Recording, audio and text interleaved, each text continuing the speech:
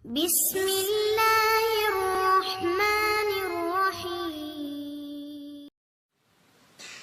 بسم الله الرحمن الرحيم. السلام عليكم ورحمة الله وبركاته. الحمد لله رب العالمين، وأصلي وأسلم على أشرف الأنبياء والمرسلين سيدنا ونبينا محمد وعلى آله وصحبه ومن تبعهم بإحسان إلى يوم الدين. سبحانك لا علم لنا إلا ما علمتنا إنك أنت العليم الحكيم.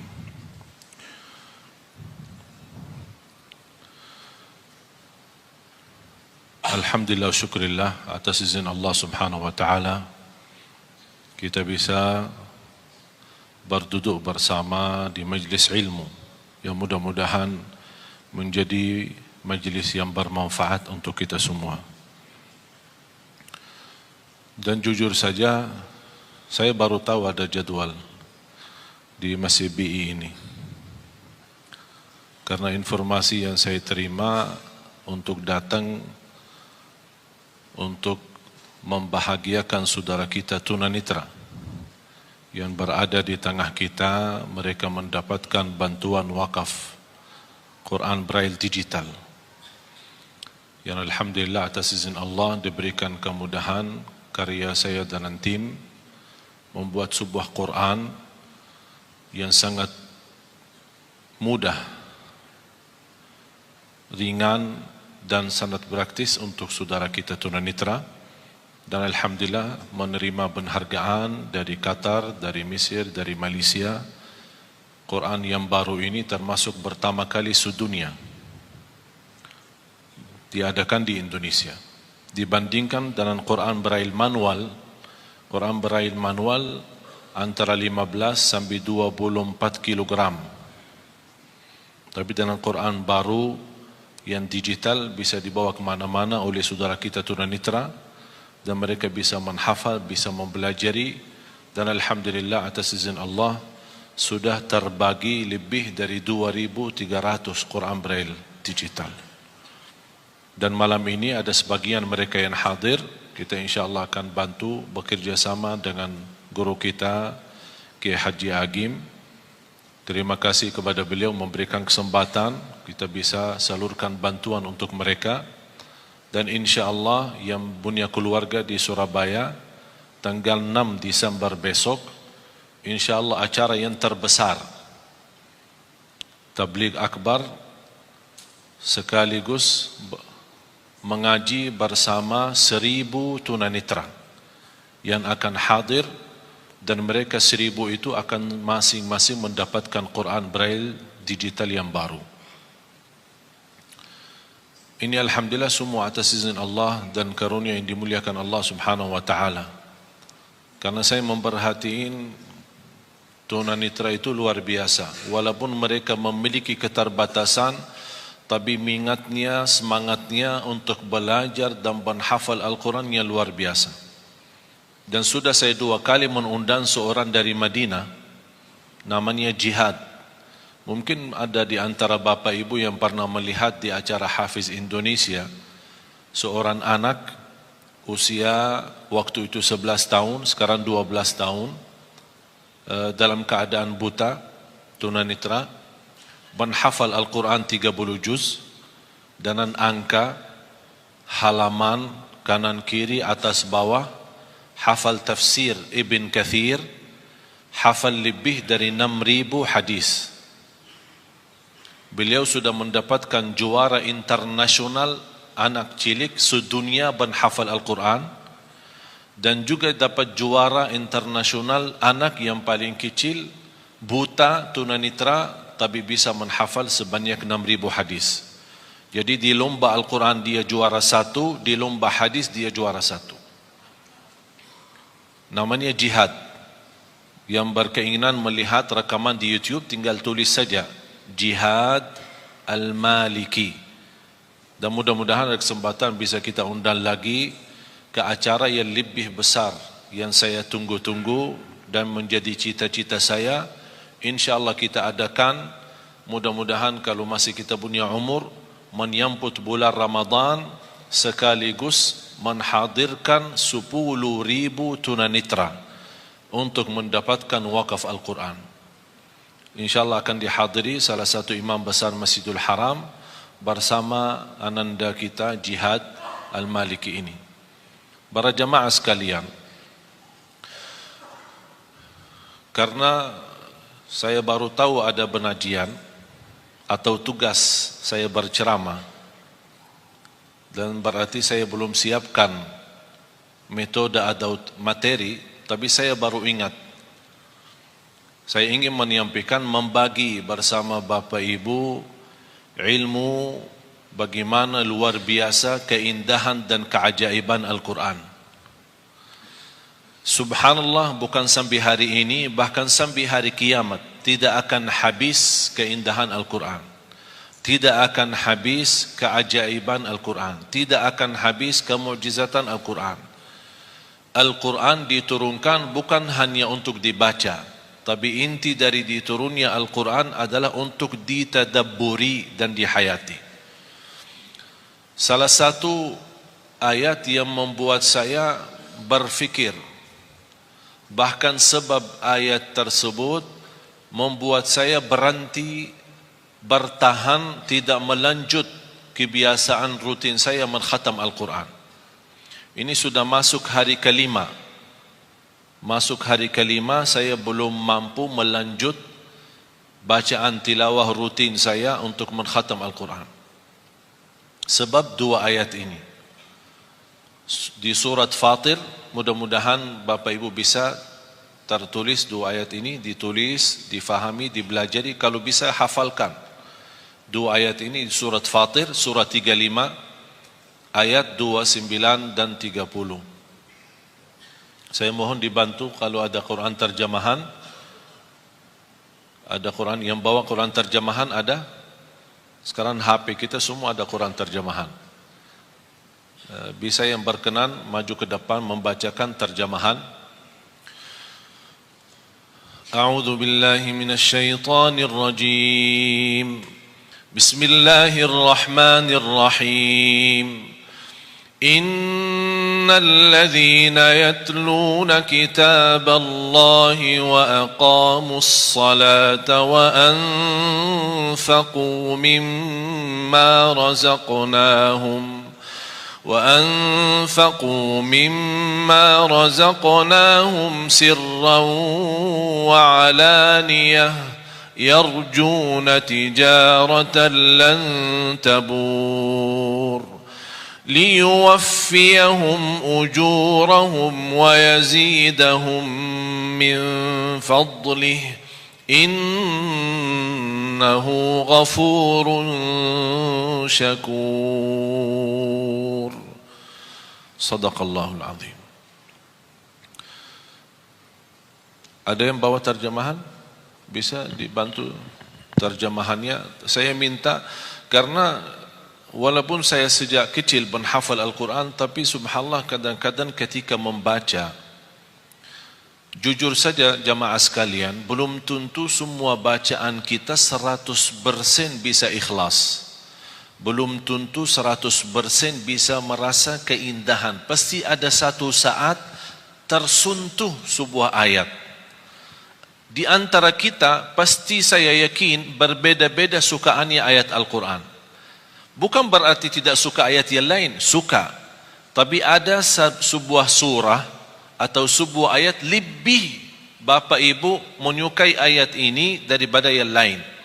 Misal ada yang lebih tertarik kepada Yasin, ada Ar-Rahman, ada Al-Kahfi, ada surah Maryam, ada surah Yusuf. Ada yang sukaannya suratul Fatihah, ada yang sukaannya surat Qul Huwallahu Ahad. Macam-macam. Yang membuat kesukaan surah tertentu, yang membuat jauh lebih menikmati ketika membaca maupun mendengar. Apalagi kalau bisa mendengar dengan murattal yang fasih, bacaannya sempurna dan tajwid, dengan irama yang begitu luar biasa. Ini sangat membantu terasa oleh hati kita. Jadi saya jujur saja, saya bicara kebiasaan kondisi. Ketika kita membaca, Misal, contoh Rasulullah SAW pernah membaca satu ayat di suratul Ma'idah, ayat yang terakhir suratul Ma'idah, dua ayat terakhir suratul Ma'idah. Ketika Rasulullah SAW salat malam, ketika sampai ke ayat itu, Rasulullah SAW mengulangi berkali-kali dalam salat tahajud sampai subuh. Membaca ayat itu dan menangis, membaca dan menangis. Jadi ada satu saat ketika kita membaca, pasti istilahnya apa ya? Barangkali hati kita saat itu terbuka atau sedang terbuka, sedang betul-betul siap untuk menerima cahaya Al-Quran, tersentuh. Apalagi disertai ayat Al-Quran dengan bacaan yang ikhlas, hayati, dan suara yang indah, malaikat pun turun dari langit. Malaikat turun untuk duduk sima Al-Quran, mendengar Al-Quran. Jadi sebab dua ayat ini ketika saya baca, punya wirid, alhamdulillah kebiasaan setiap bulan 10 kali khatam Al-Quran. Tapi gara-gara dua ayat ini, sekarang sampai saya masuk hari kelima belum bisa lanjut.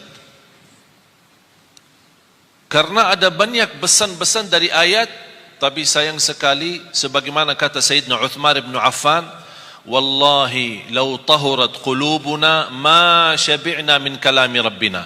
Kalau benar-benar hati kita suci, kata Sayyidina Uthman, tidak akan pernah puas sama Al-Quran.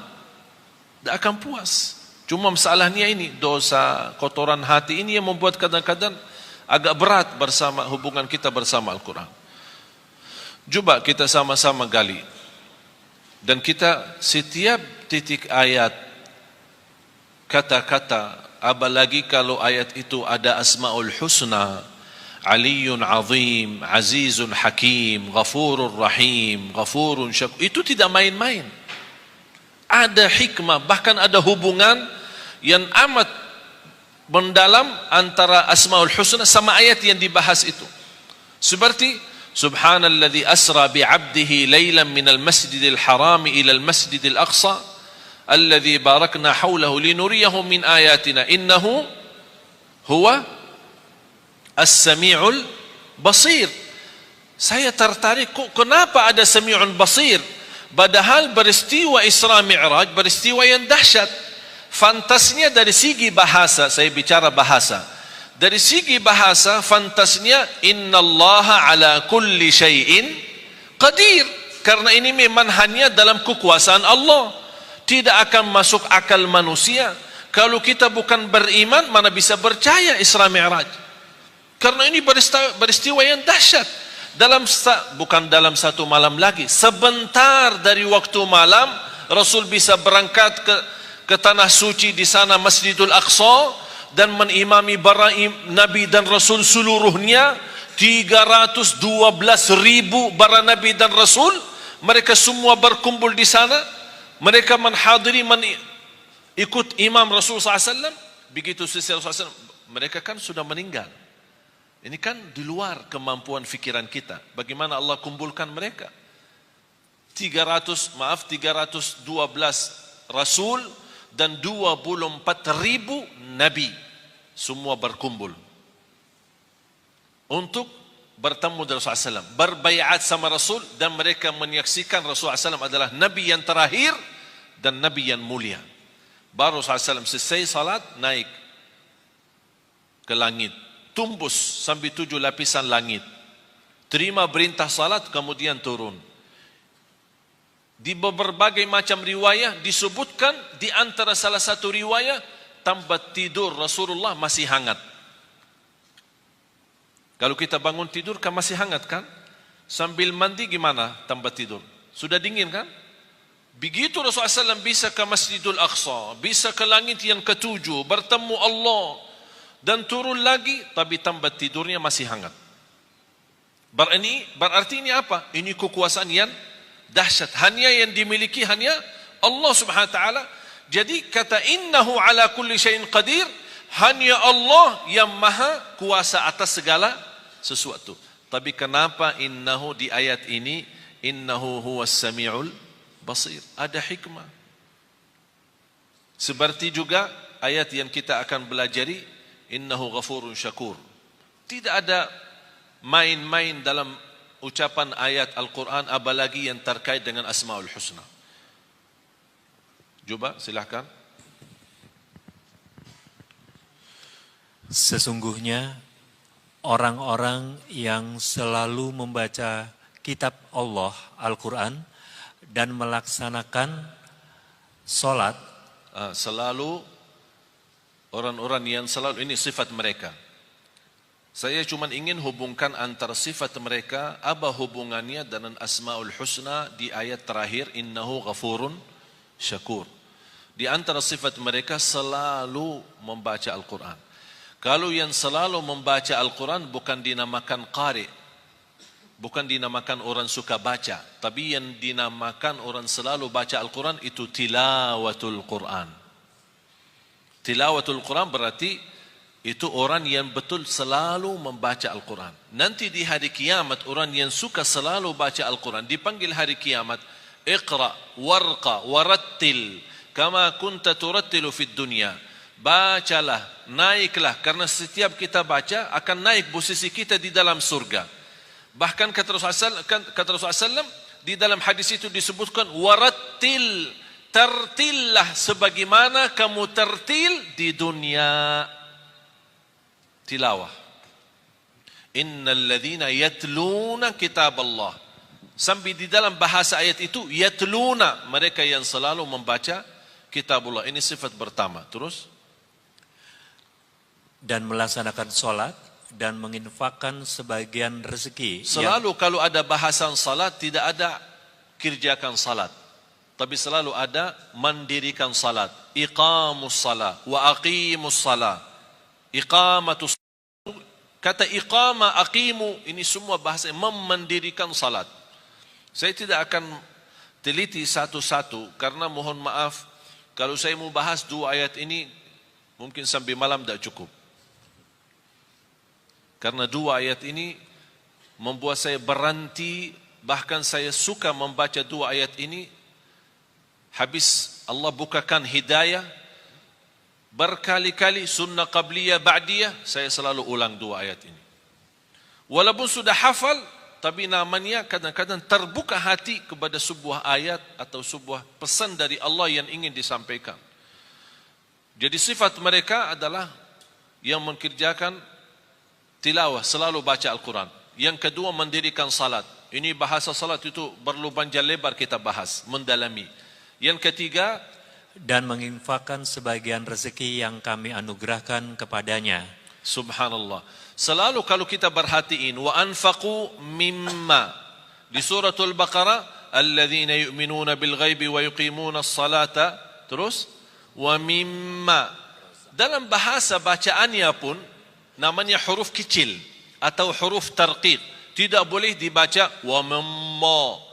Wa mimma. Menurut saya cara Allah menyampaikan kepada kita memanjahi kita. Allah memanjahi kita, tawaran yang memanjahi kita. Bagaimana Allah memanjahi kita? Wa mimma, anugerah yang Allah berikan, rezeki yang begitu banyak, Allah tidak minta semuanya, tapi wa mimma, sedikit. Wa mimma razaqnahum yunfiqun. Tapi apa yang diinginkan oleh mereka ketika mereka berkenan menginfakkan sebagian harta yang Allah anugerahkan kepada mereka secara diam-diam maupun terang-terangan, mereka ingin terus? Mereka itu mengharapkan perdagangan yang tidak akan rugi. Ada yang punya jaminan bisnis apapun di dunia ini tidak akan rugi? Ada yang bisa punya jaminan? Allah tawarkan sebuah usaha tidak akan merugi. Itu namanya bisnis sama Allah. Tidak akan merugi, terjamin. Jangan khawatir rugi. Dan yang tiga, selalu baca Al-Quran, mendirikan salat, infakkan sebagian rizki. Dan saya ingin hubungkan, karena waktunya singkat, saya ingin hubungkan antara tiga hal ini dengan innahu ghafurun syakur. Terus? Agar Allah menyempurnakan pahalanya kepada mereka dan menambah karunia-Nya. Allah bukan hanya berkata usaha ini, bisnis ini berdagangan ini tidak akan merugi, tapi Allah menambah supaya kita lebih yakin. Allah janji liyuwaffiyahum ujurahum, akan sempurnakan pahala. Jadi jangan khawatir ketika kita beramal tilawatul Quran walaupun ada kekurangan, salat kita walaupun masih banyak bocor, belum bisa ikhlas dan khusyuk. Jangan khawatir, Allah sudah janji akan Allah sempurnakan pahalanya. Jadi jangan salah Allah hitungkan pahala. Yang penting kita fokuskan hitungkan dosa-dosa kita. Soal pahala, Allah sudah menjaminkan sempurna. Hanya cukup itu saja. Allah masih menjanjikan hal lagi supaya kita lebih mantap keyakinan kita terhadap janji Allah. Karena manusia sekarang lebih yakin kepada janji manusia daripada janji Allah. Terus apa yang Allah janjikan? Kepada mereka dan menambah karunia-Nya. Sungguh Allah Maha Pengampun, Maha Mensyukuri. Dan menambah karunia-Nya. Di sini apa karunia? Allah sebutkan? Allah tidak sebutkan. Ada sebuah istilah dalam bahasa tafsir. Kata ulama, kalau Allah menjanjikan sesuatu, tapi Allah sembunyikan, tidak sebutkan, seperti kata ini, Allah menjanjikan sempurna pahala dan menambah karunia. Di sini karunia tidak disebutkan. Karunia apa? Kata ulama, itu namanya akan Allah memberikan kekaruniaan yang tidak ada batas. Yang jelas, karunia tersebut akan pasti menenangkan hati. Sebagaimana janji Allah di surat As-Sajdah. Saya sambungkan ayat ini dalam surat As-Sajdah ayat 16. فَلَا تَعْلَمُ نَفْسٌ مَا أُخْفِيَ لَهُم مِّن قُرَّةِ أَعْيُنٍ جَزَاءً بِمَا كَانُوا يَعْمَلُونَ. Tidak ada jiwa pun yang bisa tahu apa yang telah dirahasiakan, disembunyikan oleh Allah dari karunia-karunia yang akan menenangkan hati. Itu kata siapa? Allah. Yang jelas akan menenangkan hati. Mengapa ada bahasa yang akan menenangkan hati? Karena keinginan kita beda-beda. Ada orang diberikan mobil, belum tentu hatinya nyaman. Ya, terima kasih saya dapat mobil. Tapi dia punya keinginan yang lain. Ada sesuatu, barangkali sesuatu kecil, tidak begitu besar, tapi begitu dia terima, dia merasa bahagia, hatinya luar biasa. Itulah Allah membagi bahasa akan menenangkan hati karunia itu. Kenapa ya Allah? Jazaa'an bima kanu ya'malun, itu balasan Allah terhadap apa yang kalian telah kerjakan. Berarti apa yang kita kerjakan Allah balas. Bukan hanya balas pahala yang sempurna, tapi terjamin karunia yang akan menenangkan hati. Oleh karena itu di akhir ayat ini, innahu ghafurun syakur. Artinya, sesungguhnya Allah Maha Pengampun, Maha Mensyukuri. Apa hubungan Allah Maha Mengampun dan Maha Mensyukuri? Allah Maha Mengampuni ketika kita membaca Al-Quran masih banyak kesalahan. Daripada yang salah tapi tidak pernah baca Quran.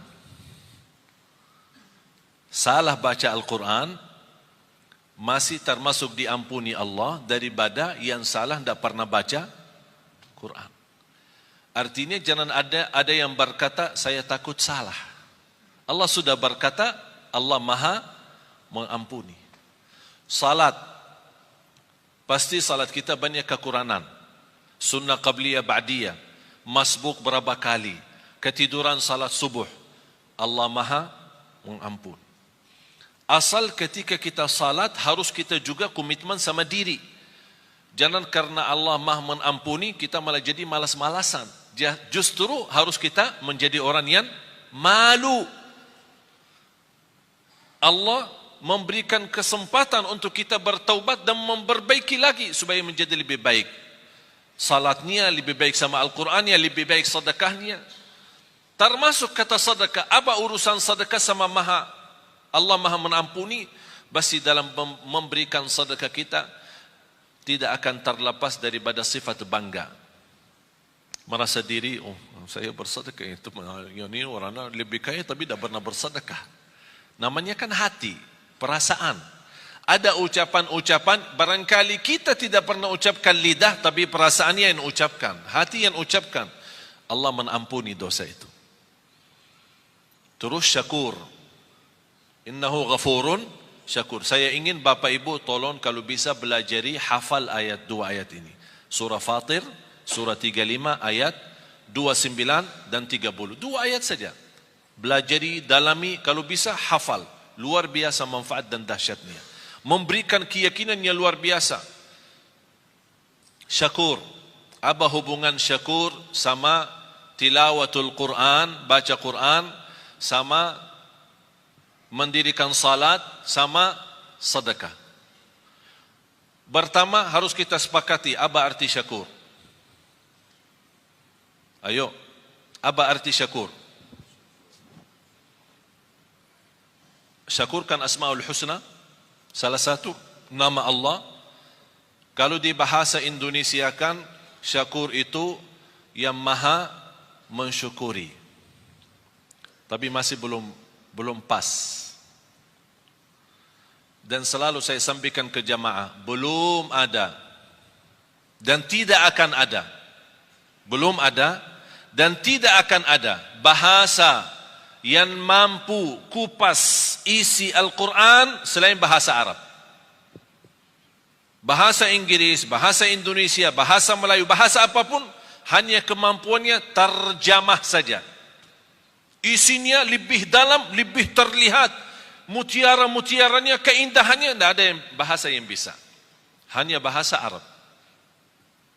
Ketika saya membaca innahu ghafurun syakur, saya faham apa maksudnya syakur di sini dibandingkan dengan amalan yang Allah sebutkan sebelumnya. Syakur dalam bahasa Arab, tolong hafal. Huwallazi yu'ti al-ajra al-kathir bil amalil qalil. Yang artinya asy-syakur yang menjaminkan pahala yang banyak dengan amalan yang sedikit. Itu namanya syakur. Yang memberikan pahala yang banyak dengan amalan sedikit. Mau tahu buktinya? Salat kita berapa waktu? Salat kita berapa waktu? 5. Allah berikan pahala berapa? Tahu enggak pahala salat? 50. Waktu Isra Mi'raj, Allah menetapkan 5 waktu. Apa kata Allah kepada Nabi Muhammad? Kepada umatmu, saya perintah 5 waktu dikerjakan, tapi pahalanya 50. Hadis Rasulullah SAW, barang siapa yang menjaga sunnah qabliyah ba'diyah 12 rakaat, di sahih Muslim, 12 rakaat sehari dan semalam, yang namanya sunnah qabliyah ba'diyah, dapat rumah di dalam surga. Barang siapa yang mengikuti salat subuh, ini hadis sahih, barang siapa yang ikuti salat subuh berjamaah, dapat pahala seperti orang salat malam sepanjang malam. Padahal sepanjang malam tidur. Mana kita mampu salat malam sepanjang malam. Hanya dengan subuh jamaah, berjamaah subuh, pahala sepanjang malam kita dapat. Lebih dahsyat lagi, sunnah qabliyah subuh. Lebih baik, lebih besar pahalanya daripada dunia dan segala isinya. Itulah syakur. Amalan sedikit tapi pahalanya besar. Kalau Allah tidak syakur, memberikan pahala yang banyak dan amalan sedikit, kita tidak bisa kejar umur kita dibanding ummah yang terdahulu. Satu malam Lailatul Qadar, Bapak Ibu, pahalanya 83 tahun, padahal umur kita belum tentu 83. Itulah syakur. Allah memberikan dengan amalan yang sedikit tapi pahala yang banyak. Saya tanya anda sekalian, ketika ada orang membantu kita, memberikan tolongan apapun, dari segi bantu pinjaman atau bantu kendaraan, kita perlu ada acara, kita pinjam mobilnya sebentar. Tapi di saat kita minta tolong orang itu dan dia berkenan membantu, kita benar-benar di saat yang sangat membutuhkan bantuan tersebut. Kira-kira bagaimana perasaan berterima kasih kepadanya? Tinggi kan? Setiap kita doa pasti ingat dia. Setiap ketemu terima kasih. Tidak ada habisnya. Bertahun-tahun masih ingat, tidak akan lupa. Begitu juga Allah sifat syakur.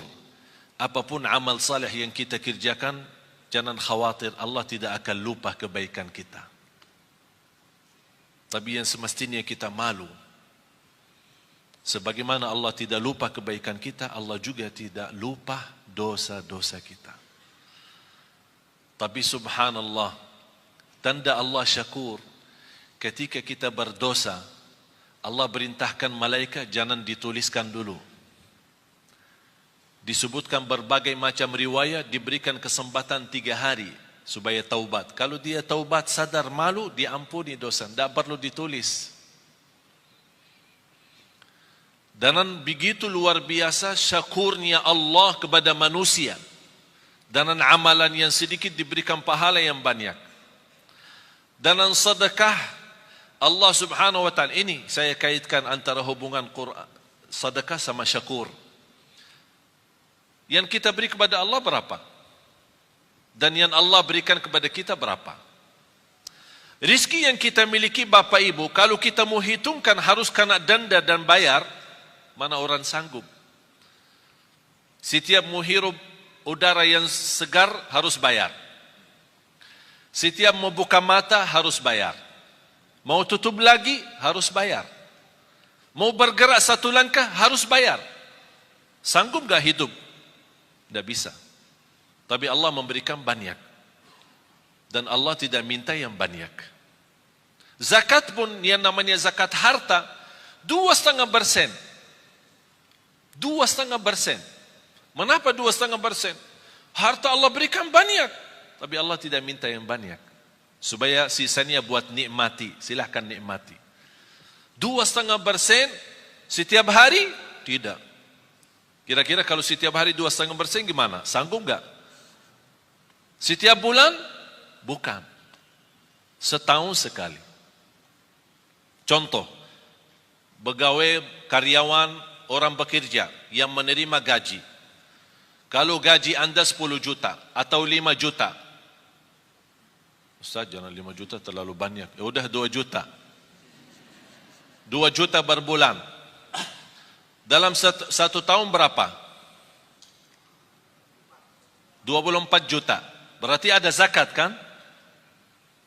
Tapi banyak orang salah hitung. Selama 1 tahun anda punya keperluan. Kontrak, ada kos-kosan, pulsa, makan di jalan, bayar ini, bayar itu, ada cicilan, tagihan handphone, cicilan, bajunya cicilan, semuanya cicilan. Jadi bayarkan tagihan sana sini.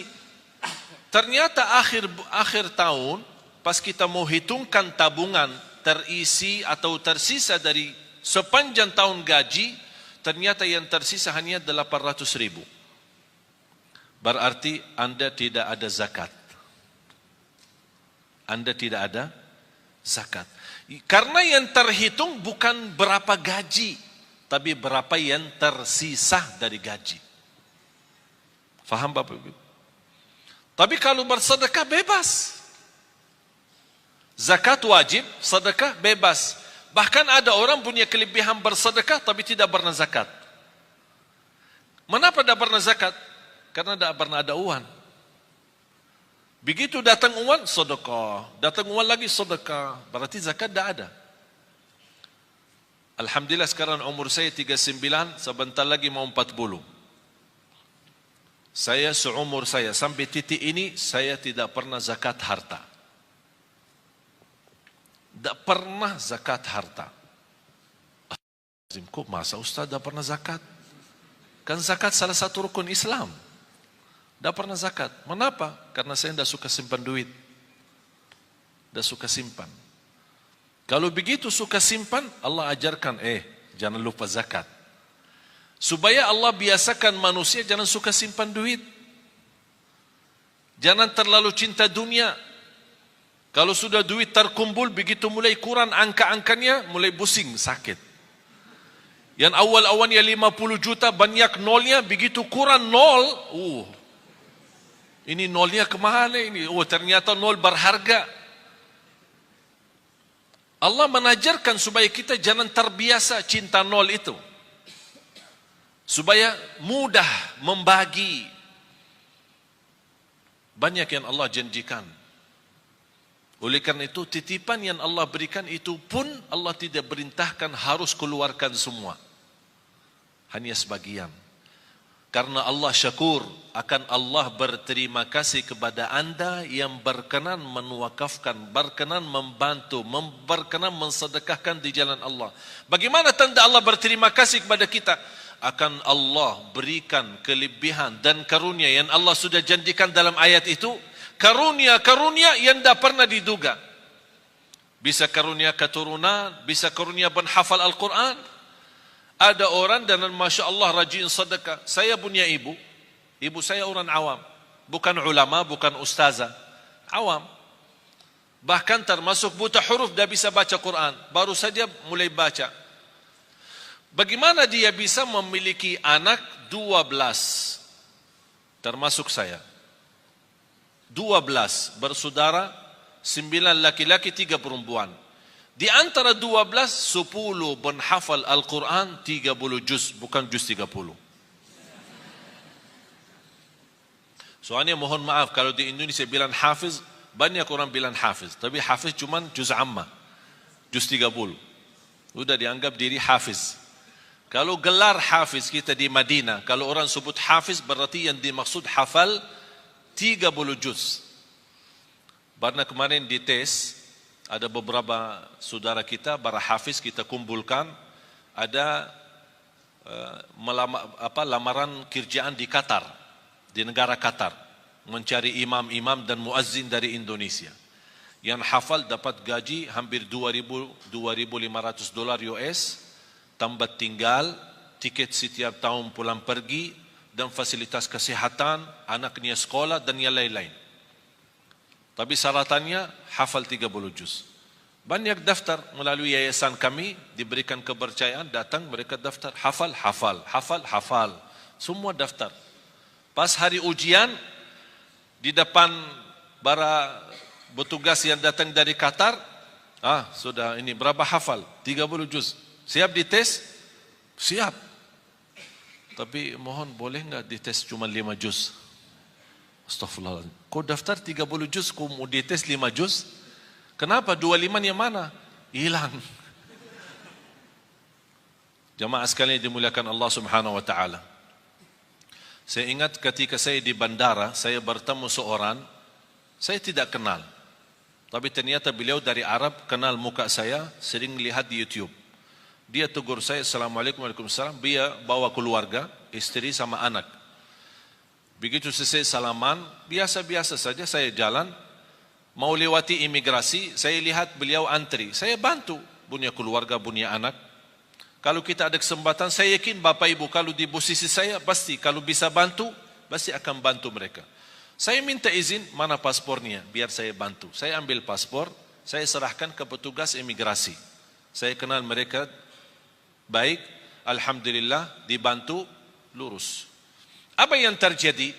Bapa sama istri sama anak dilewatkan oleh petugas imigrasi tanpa diperiksa wanita. Wanita kan Arab cadar. Biasanya kalau masuk ke imigrasi harus buka cadar, disesuaikan dengan paspor. Tapi karena mereka bawaan saya tidak diperiksa, percaya, lurus, jalan. Ini cerita hampir sudah 3 bulan. Sungguh Bapak Ibu, sampai sekarang si ibu itu beribuan terima kasih kepada istri saya atas bantuan suami. Kenapa? Ini bukan hal biasa. Kita bisa diluruskan di depan imigrasi tanpa kita dilihat muka.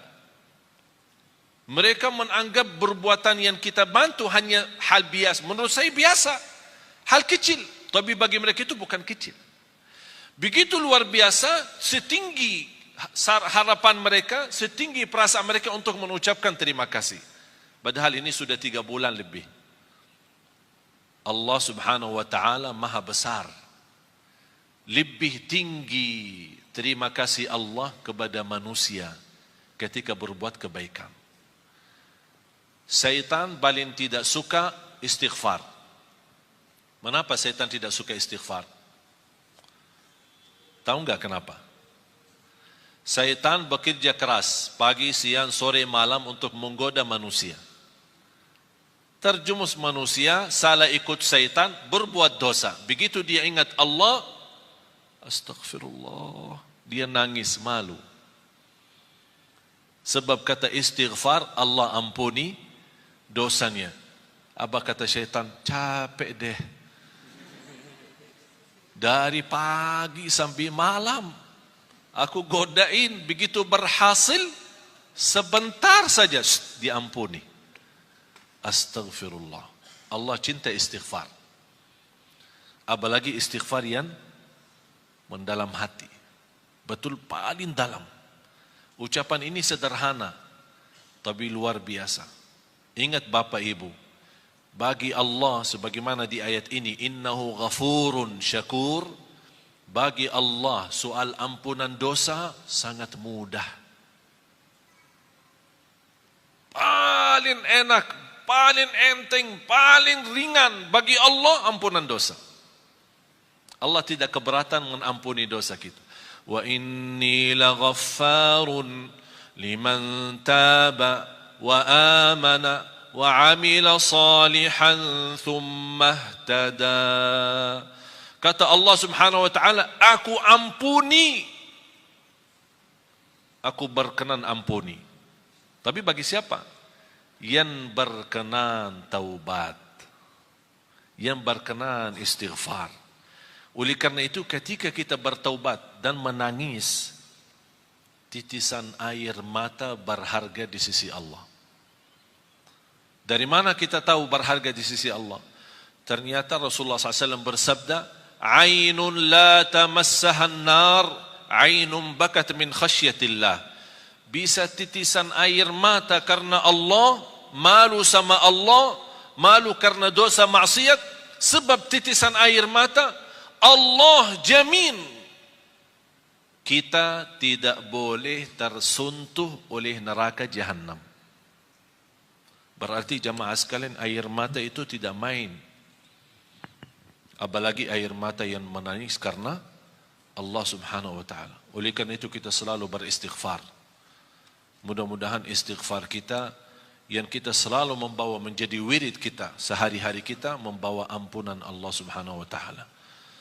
Mari sama-sama berdoa, mudah-mudahan apa yang sampaikan, mohon maaf saya tidak bisa lebih mendalam karena ayat ini memang masih banyak rahasia-rahasia dan keilmuan. Mudah-mudahan apa yang saya sampaikan cukup, bisa difahami, bisa dimanfaatkan, dan mudah-mudahan ilmu yang sama-sama kita belajari menjadi ilmu bermanfaat. Amin ya rabbal alamin. Bismillahirrahmanirrahim. Alhamdulillahi rabbil alamin. Allahumma salli ala Sayyidina Muhammad wa ala ali Sayyidina Muhammad. Ya Allah, ya Dzal Jalal wal Ikram, berilah kepada kami petunjuk kepada jalan yang lurus. Hidupkanlah kami dalam keadaan iman, wafatkanlah kami dalam keadaan Islam, akhiri hayat kami dengan husnul khatimah.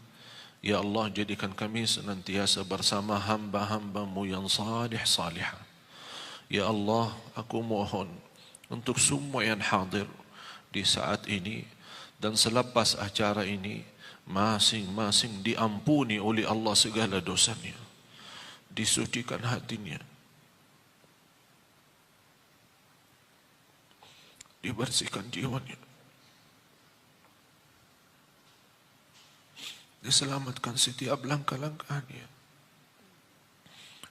Ya Allah, jadikan sisa umur kami ya Allah lebih baik daripada yang sudah lalu.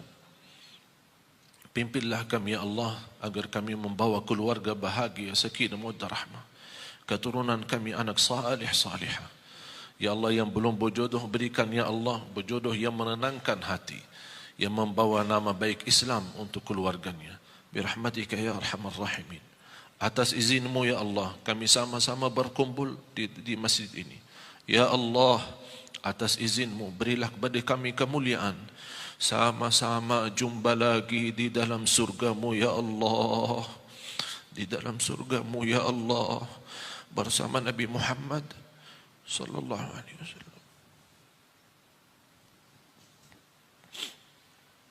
برحمتك يا أرحم الراحمين.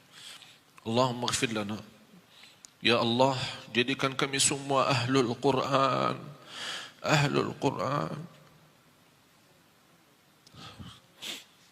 penhafal Al-Quran, berakhlak-akhlakul Quran, yang berjiwa-jiwa Al-Quran,